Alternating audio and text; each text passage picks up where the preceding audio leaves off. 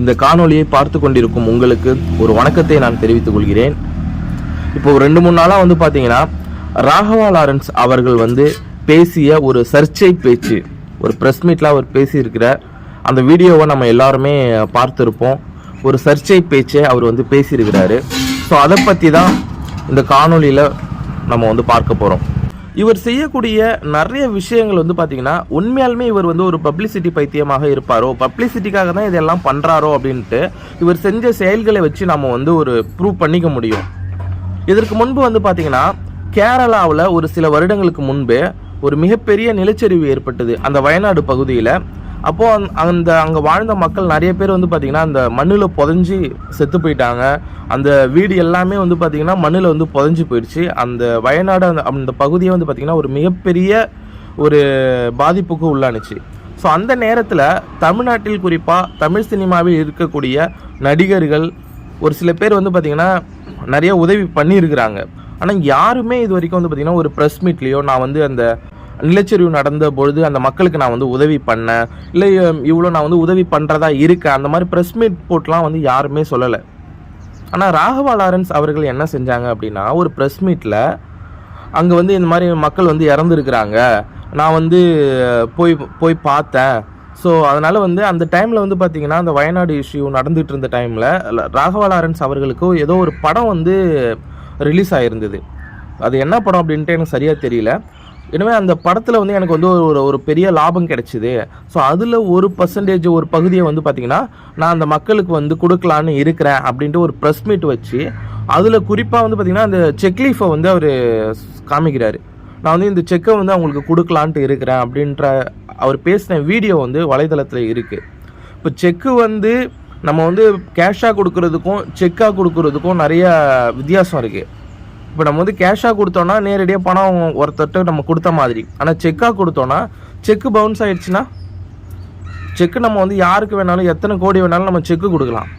அப்போது அதுதான் அந்த செக்கு அவங்க வந்து போடுறாங்க அப்படின்னா, கலெக்ஷனில் போடுறாங்கன்னா அது வந்து பணம் இருந்தால் தான் அது வந்து ஃபண்டு ட்ரான்ஸ்ஃபர் பண்ணுவாங்க. இப்போ பணம் இல்லைன்னா செக் பவுன்சர் ஆகிடும் இல்லைங்களா. அப்போது அவர் வந்து பார்த்திங்கன்னா பணம் கொடுக்கல, ஆனால் அந்த வந்து செக்கு நான் வந்து கொடுக்குறேன் அப்படின்ற மாதிரி வந்து அந்த காணொலியில் அவர் வந்து அந்த ப்ரெஸ் மீட்டில் வந்து பேசியிருக்கிறாரு.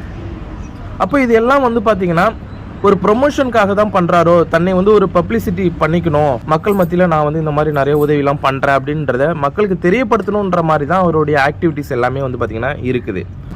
விஜய் டிவியில் ரொம்பவும் பிரபலமான ஒரு நபர் பாலா நம்ம எல்லாருக்குமே தெரியும். குறிப்பாக வெட்டிக்கிளி பாலா அப்படின்னு சொன்னால் நம்ம எல்லாருக்குமே தெரியும். அவர் வந்து சமீபத்தில் இதே மாதிரி மக்களுக்கு உதவி பண்ணுறேன் அப்படின்னு சொல்லி ஒரு சர்ச்சைக்கு ஆளாகக்கூடிய ஒரு நபராக நம்ம வந்து சமீபத்தில் பார்த்தோம்.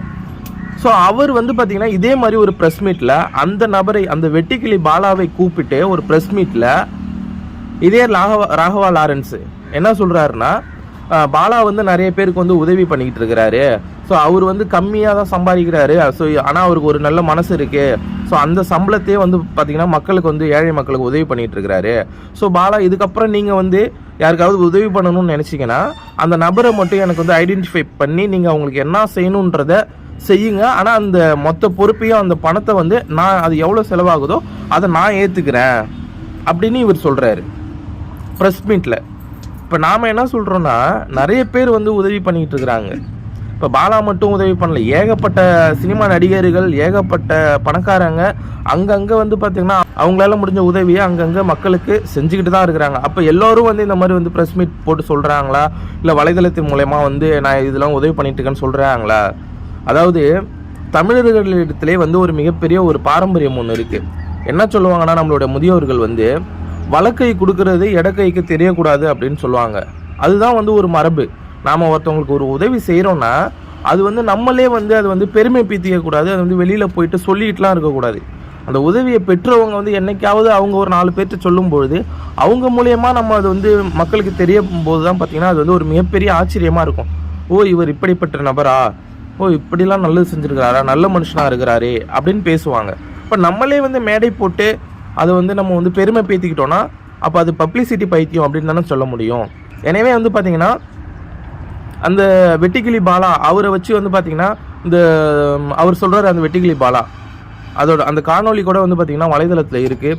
சில பேருக்கு ஆட்டோ வாங்கி கொடுத்துருக்கிறாரு. இப்போ அந்த ஆட்டோ வாங்கி கொடுத்த அந்த ஏழை மக்கள்கிட்ட போயிட்டு அந்த வெட்டுக்கிளி பாலா சொல்கிறாரு, இந்த ஆட்டோக்கான காசு எல்லாமே வந்து பார்த்தீங்கன்னா ராகவா லாரன்ஸ் அவர் தான் வந்து கொடுத்தாரு அப்படின்ற மாதிரி இவர் வந்து ப்ரொமோட் பண்ணுறாரு. அந்த பாலா வந்து ராகவா லாரன்ஸை வந்து ப்ரொமோட் பண்ணுறாரு அப்படின்னு சொல்கிறதை விட ராகவா லாரன்ஸ் அவர்கள் அந்த வெட்டுக்கிளி பாலா அவர்களை வந்து பயன்படுத்திக்கிட்டாரு தன்னுடைய பப்ளிசிட்டிக்காக அப்படின்னு தான் சொல்லணும். அப்படின்னா கண்டிப்பாக இவர் வந்து ஒரு பப்ளிசிட்டி பைத்தியம் தானே. இப்போ அடுத்த சம்பவத்துக்கு வருவோம். கேப்டன் அவர்கள் வந்து இறந்துட்டாங்க. அவங்க இறந்ததுக்கு அப்புறம் அவருடைய மகன் இருக்கிறாரு இல்லைங்களா, சண்முக பாண்டியன். ஸோ இவர் வந்து ஒரு ப்ரெஸ் மீட் கொடுக்குறாரு. வாண்டடாக வந்து ராகவா லாரன்ஸ் அவர்கள் ஒரு ப்ரெஸ் மீட் கொடுக்குறாரு. அந்த ப்ரெஸ் மீட்டில் என்ன சொல்கிறாருன்னா, நான் வந்து சண்முக பாண்டியன் அவரோட வந்து படம் நடிக்கிறதுக்கு நான் வந்து தயாராக இருக்கிறேன். ப்ரொடியூசர் யாராவது முன்னிலை வந்தீங்கன்னா என்னையும் தம்பி சண்முக பாண்டியனும் வச்சு படம் எடுக்கிறதுக்கு தயாராக இருந்தீங்கன்னா வாங்க, நான் அவர் கூட படம் நடிக்கிறதுக்கு தயாராக இருக்கிறேன் அப்படின்னு சொல்கிறார். இப்போ அவங்க வந்து எவ்வளோ பெரிய குடும்பம். சண்முக பாண்டியன் வந்து எங்கேயாவது வந்து ராகவா லாரன்ஸ் கூட நான் வந்து நடிக்கணும் அப்படின்னு சொன்னாரா? இல்லை அவங்க குடும்பத்தார் யாராவது கேட்டாங்களா? அப்போ இவரை வாண்டடா வந்து அந்த நடக்கக்கூடிய இயல்பாக நடக்கக்கூடிய அந்த விஷயங்களை தனக்கு சாதகமாக எப்படி மாற்றிக்கொள்வது, தன்னை அந்த விஷயத்துக்குள்ள புகுத்தி எப்படி பப்ளிசிட்டி பண்ண முடியும். ஸோ அந்த மாதிரி தான் வந்து இவர் வந்து தொடர்ச்சியா வந்து செஞ்சிட்டு இருக்கிறாரு.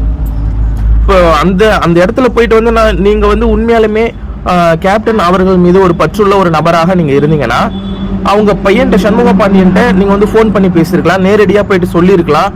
ஒருவேளை அந்த விஷயம் நடந்து உண்மையாலுமே நீங்க அந்த படத்துல நடிச்சு அந்த படத்தோட ப்ரொமோஷன் அப்ப நீங்க சொன்னீங்கன்னா அது ஒரு நல்ல விஷயம். இப்ப அந்த படம் நடந்துச்சா, நீங்க வந்து சண்முக பாண்டியன் அவர்களோட நடிச்சீங்களா, படம் நடிச்சீங்களா, படம் ரிலீஸ் ஆச்சுங்களா? இல்ல.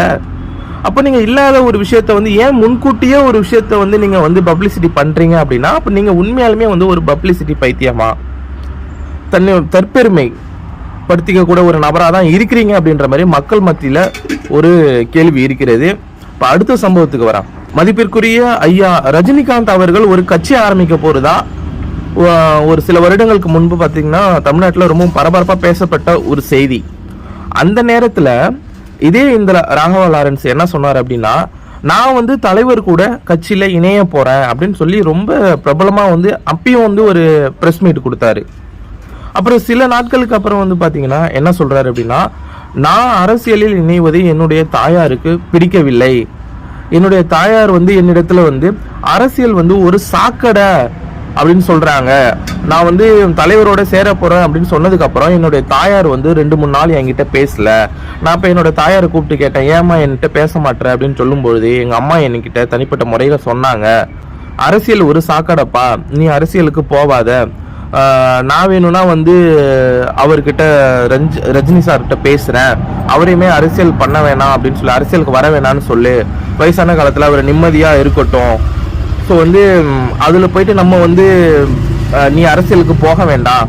அப்ப இவர் சொல்லுதான் சொல்லியிருக்கிறாரு, அதாவது இல்லம்மா அரசியலுக்கு போனா நம்ம இன்னும் நிறைய பேருக்கு ஏழை மக்களுக்கு உதவி பண்ணலாம் அப்படின்னு சொல்லும் பொழுது, இல்லப்பா நீ இப்போ வந்து ஏதோ ஒரு அமௌண்ட் சம்பாதிக்கிற, கடவுள் நமக்கு ஏதோ பணம் கொடுக்குறாங்க, நம்ம நல்ல முறையில் இருக்கிறோம், நம்மள்ட்ட இருக்கிறத வச்சு நீ வந்து மக்களுக்கு வந்து நல்லது பண்ணு, நீ அரசியலுக்கு அந்த சாக்கடையில போய் தான் நீ வந்து நல்லது பண்ணணும்னு அவசியம் இல்லைன்னு அவருடைய தாயார் சொன்னதாக ராகவா லாரன்ஸ் அவர்கள் பேசிய காணொளி இன்னும் வலைதளத்தில் இருக்கிறது. நான் சொல்றது 100% உண்மை. அப்போ நாம என்ன கேட்கிறோம்னா, அந்த நேரத்துல ரஜினி அவர்கள் கட்சி ஆரம்பிச்ச நேரத்துல உங்களுடைய தாயார் உங்களை அரசியல் சாக்கடை, அதுல நீ போகாத சேராதன்னு சொன்ன உங்களுடைய தாயார் இன்னைக்கு தமிழக வெற்றி கழகம் ஆட்சியில இருக்கு, இன்னைக்கு வந்து ஆளுங்கட்சியா இருக்கு. அப்ப இந்த நேரத்துல மட்டும் உங்களுடைய தாயார் உங்களை அரசியலுக்கு போக சொல்றாங்களா? இதுதான் என்னுடைய கேள்வி. போக சொல்றாங்களா? ஏன்னா அப்போ வந்து அரசியல் ஒரு சாக்கடைன்னு உங்க அம்மா சொன்னாங்க. அப்ப இன்னைக்கு வந்து தமிழக வெற்றி கழகம் வந்து ஒரு வெற்றி பெற்ற கட்சியா இருக்கு, தமிழகத்தில் ஆட்சி அரியணையில் இருக்கக்கூடிய ஒரு கட்சியா இருக்கு. அப்ப இன்னைக்கு நம்ம இந்த கட்சியில ஜாயின் பண்ணா துணை முதலமைச்சர் போஸ்டிங் நமக்கு கிடைக்குமோ, இல்ல ஒரு அமைச்சர் பதவி நம்ம வாங்கிடலாமோன்ற எண்ணத்தினால நீங்க இந்த பிரஸ் மீட்டை கொடுத்தீங்களா? இதைதான் நம்ம வந்து ஒரு கேள்வியா நம்ம கேட்கிறோம். இப்போ உங்களுடைய தாயாரும் ஒத்துக்கிட்டாங்களா? இப்போ வந்து உங்க தாயார் வந்து மனசு மாறி உங்களை வந்து அரசியலுக்கு போக சொன்னாங்களா? இப்போ உங்களுடைய தாயாருக்கு வந்து அரசியல் சாக்கடையா தெரியலையா? இதெல்லாம் வந்து தமிழக மக்கள் வந்து நன்கு விளங்கி கொள்ளணும். இப்போ இதெல்லாம் வச்சு பார்க்கும்பொழுது நிச்சயமாக ராகவா லாரன்ஸ் அவர்கள் ஒரு பப்ளிசிட்டி பைத்தியம் தான். இயல்பாக நடந்த விஷயங்கள், கேரளாவில் நிலச்சரிவு என்பதே இயல்பா நடந்த ஒரு விஷயம். கேப்டன் அவர்கள் இறந்தது என்பது இயல்பா நடந்த ஒரு விஷயம். வெட்டுக்கிளி பாலா அவர் தானா அந்த அவரால் முடிஞ்ச உதவியை செஞ்சிட்டு இருந்தாரு. அவர் கூட இவர் போய் ஜாயின் பண்ணிட்டாரு. இவர் தன்னை ப்ரொமோட் பண்ணிக்கணுன்றதாக வெட்டுக்கிளி பாலாட்ட சொல்லி தன்னை ப்ரொமோட் பண்ணாரு. அதே மாதிரி தான் பாத்தீங்கன்னா இன்றைக்கும் பாத்தீங்கன்னா ஒரு சர்ச்சை பேச்சு பேசியிருக்கிறாரு. அந்த நாய் ஸ்டோரி பேசியிருக்கிறாரு. யாரு அந்த நாய் நம்ம கேட்கிறோம். ஆளுங்கட்சியை கேள்வி கேட்டா நாயா? ஆளுங்கட்சியை கேள்வி கேட்கிற உரிமை அங்க வாழக்கூடிய மக்களுக்கு இருக்கு. அவங்க தான் ஓட்டு போட்டு நாட்டை உங்க கையில கொடுத்துருக்குறாங்க. அவங்க நடக்கிற தவறுகளை சுட்டி காட்டுற கடமை அவங்களுக்கு இருக்கு. அவங்களை எப்படி நீங்க நாயின்னு சொல்லுவீங்க? அப்போ மக்களை நாயின்னு சொல்லல அப்படின்னு ராகவா லாரன்ஸ் நீங்க சொல்றீங்க. அப்ப மக்களை சொல்லனா வேற யார சொல்றீங்க? எதிரி கட்சியை சொல்றீங்களா? டிஎம்கேவை சொல்றீங்களா? இல்ல மற்ற கட்சியினர் ஏடிஎம்கே இல்ல நாம் தமிழர் கட்சியை சொல்றீங்களா? அதுல ஒரு விஷயத்தை அவர் தெளிவா சொல்லியிருக்கிறாருங்க. அதாவது ஒரு சில நாய்க்கெல்லாம் பாத்தீங்கன்னா நார்மல் பிஸ்கட் போட்டா சாப்பிடாது, காஸ்ட்லியான பிஸ்கட் போட்டாதான் சாப்பிடும், அப்பதான் அது வாயை அடிக்க முடியும் அப்படின்னு சொல்றாரு. அப்ப இங்க எதிர்கட்சி இல்ல மற்ற கட்சியினர் ஆளுங்கட்சியை பார்த்து கேள்வி எழுப்பிக்கிட்டு இருக்கிறாங்க. அது அவங்களுடைய கடமை, உண்மைதானே? அப்ப நீங்க நாய் அப்படின்ட்டு நீங்க கம்பேர் பண்ணி பேசுறீங்க. இது எப்படிப்பட்ட சர்ச்சை பேச்சு?